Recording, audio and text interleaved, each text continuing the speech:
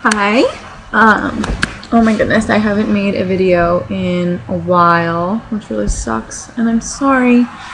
I really have no agenda for this video because I just realized I hadn't made a video in a long time and I just felt bad.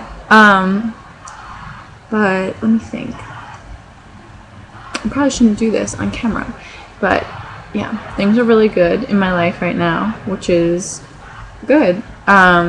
I found out recently that I got into grad school, which is A+.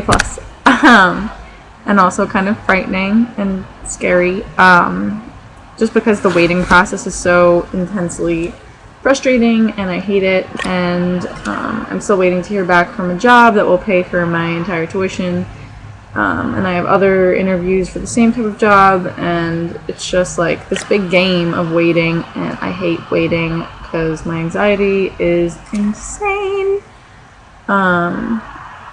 So yeah, I think that coupled with the end of the semester is really taking a toll on my recovery, which I don't want to admit, but I will. I'm just having a really hard time with urges and with just kind of weeding out the negative thoughts. And sometimes I guess it's easier to entertain them, but at the same time it's incredibly difficult to entertain them at this point because it's just been so long. And I feel like I've been kind of flirting with restricting, but I'm kind of a grazer anyway. Like I just, eat here and there throughout the day anyway, that it almost seems like justifiable to me, but I guess that's how it always starts. It's like, with things like, with symptoms like purging, it's really hard to deny, that happens. Like, that either happens or it doesn't. Whereas with restriction, it's really easy to say like, oh, I ate, but it's so easy to manipulate yourself and convince yourself that you ate enough when in fact you didn't eat very much. And I feel like that's a point where I'm at right now, but I think it's just being exacerbated by everything in my life at current, which includes, but is not limited to, grad school, waiting to hear back from the job, waiting to hear back from other grad schools, having to move out of my room and having to leave my college, which has been my home for the past 3 years.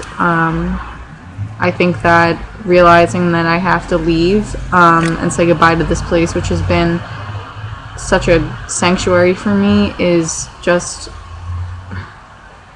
I could cry about it, and I have, and it's so earth-shattering for me to have to give this up.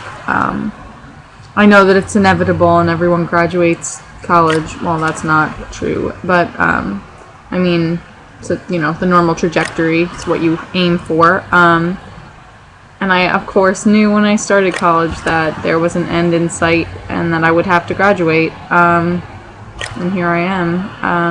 I think that I struggle a lot with that because in my freshman year of college, I relapsed and genuinely thought I would die, and didn't really think I'd ever live to see college again.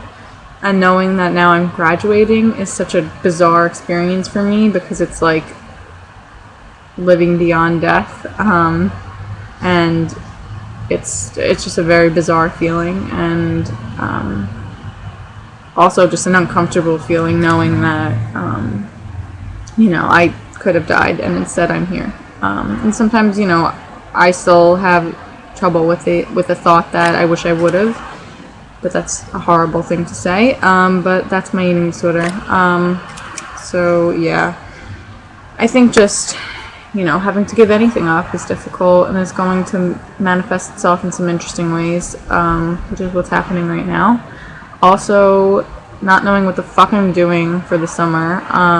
I don't have a job lined up. I've been applying everywhere, literally everywhere, and it seems that there's no jobs, or they're just not hiring me. I don't know. I think that acknowledging that I may have to go home for the summer is really, really awful. I do not want to go home. It's not that my home life is anything, particularly violent or anything, or it's so terrible that it's going to be uncomfortable. I'm going to close this blind because it's...